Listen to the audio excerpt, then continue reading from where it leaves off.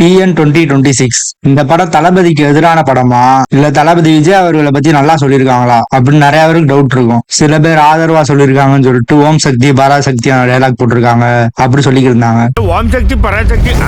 ஆனா உண்மையிலே இந்த படம் விஜய்க்கு ஆதரவா இருக்கா எதிரா இருக்கான்னு வாங்க பார்க்கலாம். ஃபர்ஸ்ட் ஆஃப் ஆல் இந்த படத்தோட ஃபர்ஸ்ட் லுக் போஸ்டர் பாருங்க. ரொம்ப ஒரு மாதிரி கலாய்க்கிற மாதிரி எழுதிருப்பாங்க. அப்புறம் இந்த ப்ளூ கலர் கேரக்டர் இதுதான் படத்துல மெயினா இருக்க போகுது. இதை பத்தி பின்னாடி சொல்றேன். இந்த ஒரு சீன்ல கண்டிப்பா பர்சனல் லைஃப பத்தி இழுத்துருக்காங்க நல்லா தெரியுது.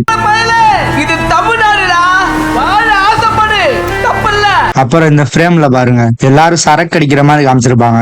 அப்புறம் இந்த ஒரு சீன்ல சூரியனை எப்படி காமிச்சிருப்பாங்க பாருங்க, கட்சிக்காரங்களை அடிக்கிற மாதிரி காமிச்சிருப்பாங்க. அப்புறம் இந்த ப்ளூ கலர் கேரக்டர் படத்துல இருக்க ஹீரோவோட படத்துல இருக்கிற கேரக்டர். இந்த படத்துல இருக்க ஹீரோவோட படம் பேர் என்னன்னா வேற்று கிரகவாசியா. அதுக்குதான் இந்த ப்ளூ கலர் கேரக்டர். படம் பேரு என்ன வேணா வச்சுக்கலாம், ஆனா அவங்க வச்சிருக்க பேரை பாருங்க, வேற்று கிரகவாசி. இதுல இருந்து தெரியுது எந்த அளவுக்கு கலைக்க போறான்னு.